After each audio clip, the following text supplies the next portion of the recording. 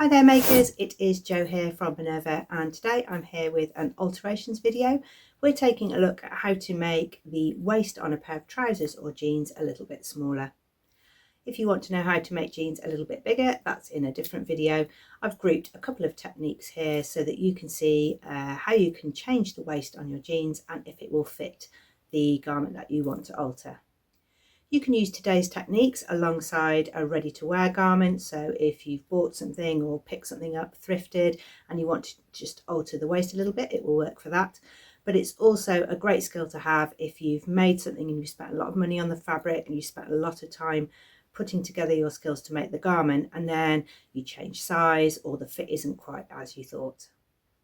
I'm often not trying to make my jeans or trousers smaller, so I have used my daughter in the video to use as an example. She had a pair of jeans which were too big, so I'm going to make those a little bit smaller. And I have got a pair of trousers which are a little bit too big for me, and I'm going to show you an adjustable way to move the waist. This is by no means the only couple of ways that you can change the waist on jeans. You can do all sorts of different things, and if you want me to do a few more different techniques, then you can leave that in comments. I'm just going to kickstart with a couple of basic skills to get you on your way. As with all alterations, you're going to be working to some extent with the garment that you've already got. So you need to take into consideration anything that is already there. Belt loops, studs, the construction of the garment, whether your waistband is separate or grown on. All of those things are for you to take a look at before you consider which technique to use. First up, we'll start with the pair of jeans that I would like to alter, and I'll show you an adjustable way to do this so that you've got a little bit more control over the decrease of your waist. Okay, so these are the trousers that I'm going to work on today. They're carpenter style, ready to wear, but they're pretty big around the waist. I can get my fist in the front. Got lots of space around the waist, but they are quite a barrel leg and an easy fit, but it's quite big at the back. It means that the legs hang low, the waist hangs low, and I get a saggy bottom on those. So I want to tighten up the waist. When I wear them, the front waistband drops down, so that makes them even bigger at the front. So I get lots of wrinkles and a longer crotch at the front. So I want to be raising that waistband up to my waist so that everything sits nicely and in the correct position with the outseam. In order to do this, I'm going to make them adjustable with an elastic. This is an adjustable elastic with the buttonholes in that you sometimes see in children's wear. So it will pull in the back of the trousers. It will be adjustable, so I can change it if I change size or if I have a big meal. And I'm going to open up the waistband and put the elastic inside. First of all, I need this waistband to be like a complete empty casing. So I'm going to remove the label. That means that the elastic can run from side to side through the middle of the waistband as a casing channel. There you are. Now that's open. I'll remove the other side and the elastic can go through. The other place I need to unpick is I'm going to remove the inner waistband. So I'm going to take off some of the top stitching. I was really lucky. This has been put on with a cover stitch machine, so it came off really easily. And now I've released the inner waistband and I'm going to put some buttonholes on it. I'm going to position the buttonholes either side of the belt loops. If you find it easy, you can also just flip the belt loops down and get those out of the way as well. But I'm just showing you all of the main elements. So here I've got a position for buttonholes. I'm going to put the buttonhole on the inner waistband, so it won't be showing on the outer waistband. That will look as it did before.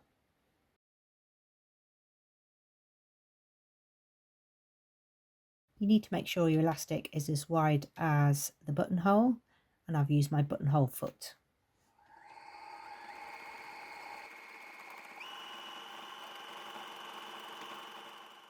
I found it helpful to just open up the waistband a little bit more so that I could have a complete flat area to apply the buttonhole. As you'll know, if you put buttonholes on, if the foot catches on anything, your buttonhole won't operate properly. So here I will unpick just like this so I could get a flat area to work on. I'll just be putting back that top stitching later when I reapply the waistband. And because this was put on in one pass, I'm going to attach the waistband back onto the trousers and then top stitch in a second pass. If you've got trousers you've made yourself, you'll be familiar with this, and you can do this technique on trousers that you've made for yourself from a pattern.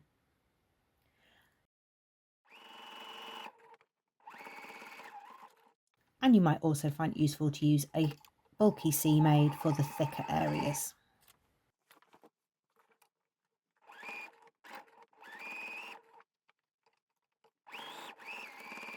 You need to follow the previous line of stitching and make sure that the raw edges are matching. Okay, we can split the buttonholes now before we put the rest of the waistband back in position. We're going to put a piece of adjustable elastic through here, so we're going to cut off a piece that's about an inch longer than either side of the buttonhole. Before you can put the elastic in, which is going to go here, you need to close down the lower edge of the inner waistband and make sure everything is back in place.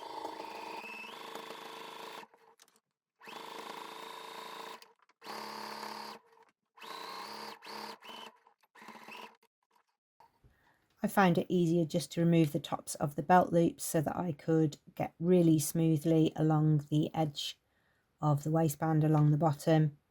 I didn't want to have to sew over really thick areas and make the belt loops too small.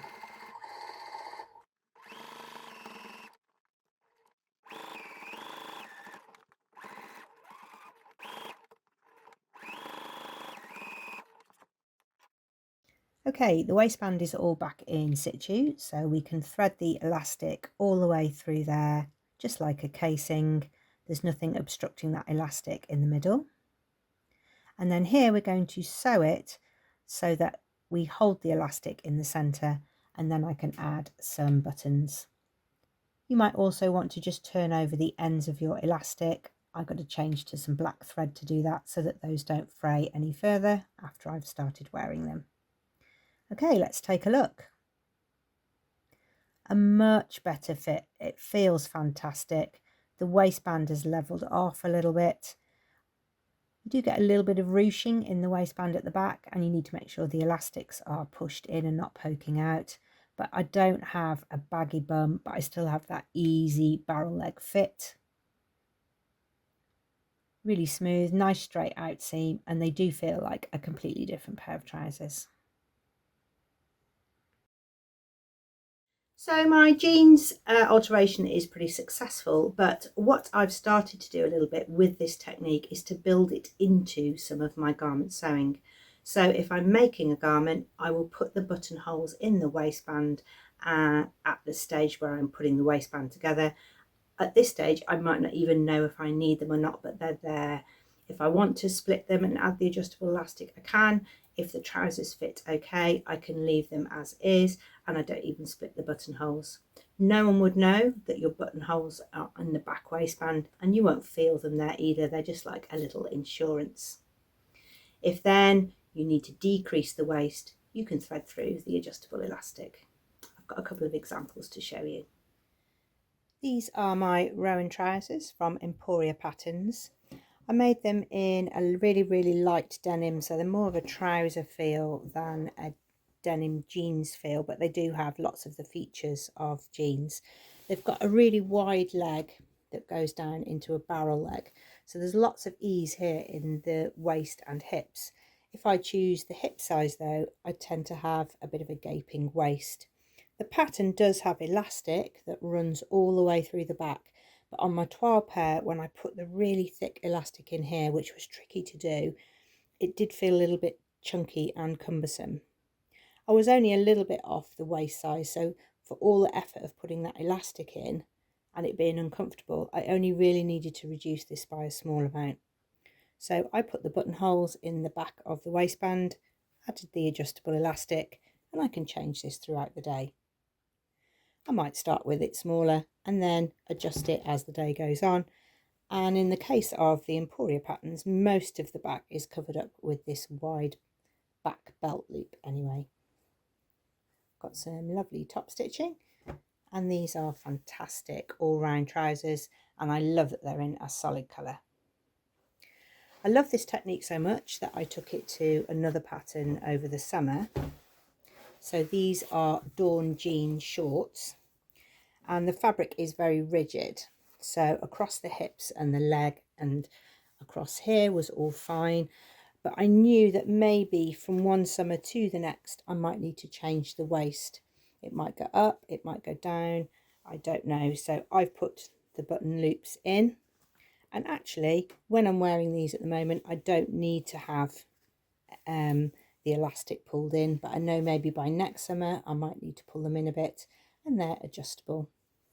It means I get a really nice fitting pair of shorts without being baggy at the back or gaping at the sides.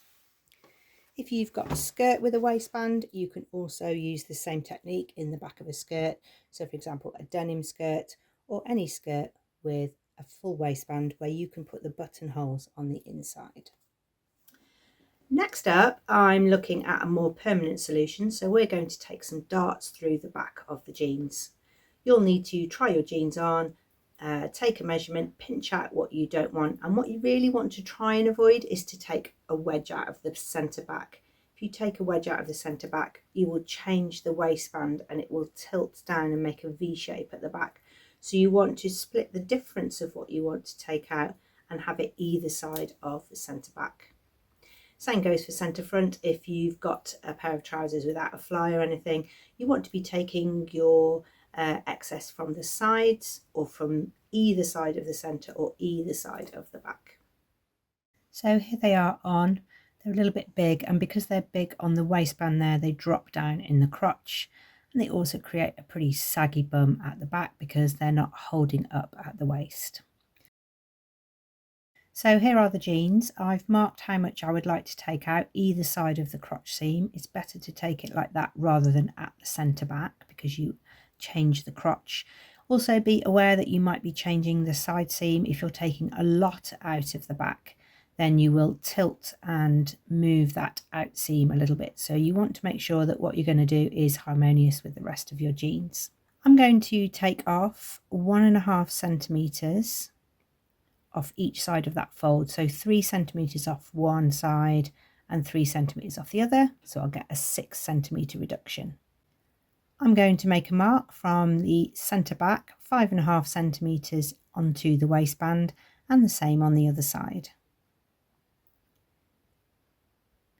I've marked it so that I can see it, and now I'm going to create that 3 centimetre reduction, and the same on the other side. Essentially what we're going to do is to create 2 darts that go into this flat felled seam. So we want to just remove a little bit of thread there so that we've got some space for our darts to smoothly go into that seam rather than creating a little pucker above it. Next, you're going to cut down the centre of your dart line mark. So those are my dart legs in the waistband, and I'm cutting the fabric right through the yoke and releasing it completely. You want to make sure that those aren't at funny angles, but they're the same on both sides. So lining up those 1.5 centimetre marks, pin or clip the fabric. You might find clips easier here, and keep your flat felled seam folded if you're using jeans, and pin the end. You need to make sure that your dart goes right smoothly off the end because it's got to fit back under that flat felled seam, so it can't be really a deep seam. From the right side, you want to match up the waistband seam. We're going to keep the inner waistband free at the moment. You need to unpick plenty of it because you don't want it to get caught on the back of the foot. You don't want to rock the foot. So you need to unpick a little bit more possibly just to give you a clean run.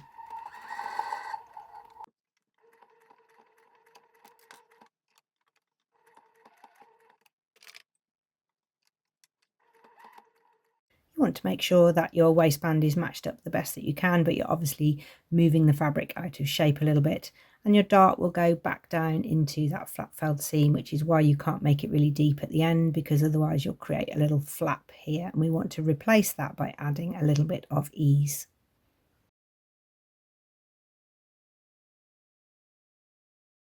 Trim these down a little bit and layer them out because you don't want lots of bulk at the back, and it's a good idea at this point to zigzag that raw edge so that it doesn't fray inside your jeans. I've done both of these now.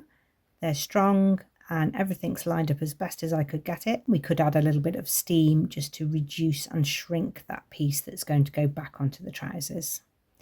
Okay, now we've got the inner band to deal with, so we need to unpick a little bit more because we need to put it right sides together. Essentially, we want to have a seam here on the inside, but if we fold it like this, we can't get at the seam, so we need to have enough fabric to curl it all the way around so the right sides are touching. We need to make sure we take the same amount out here as we did for the waistband.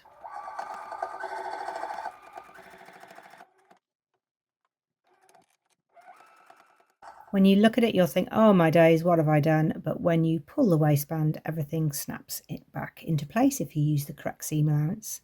Now you can either trim off that seam or use the depth of it to open it out flat and try and get everything as smooth as you possibly can. It is going to be bulky here. I'm using clips now because it's a little bit thicker, but you need to try and make sure that you get your inner waistband as smooth as possible at the top and at the bottom.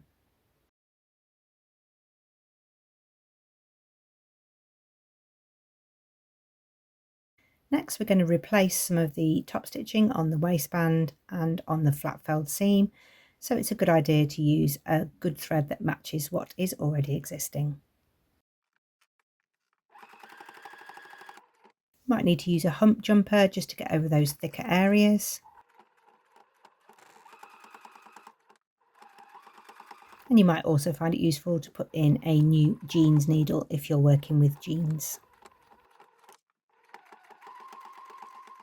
Once you've got everything in place, you might have a few discrepancies, but you can make it as neat as your personal choice. Just remove any pins from the inner waistband if you're sewing from the right side so you don't catch the pins under the machine.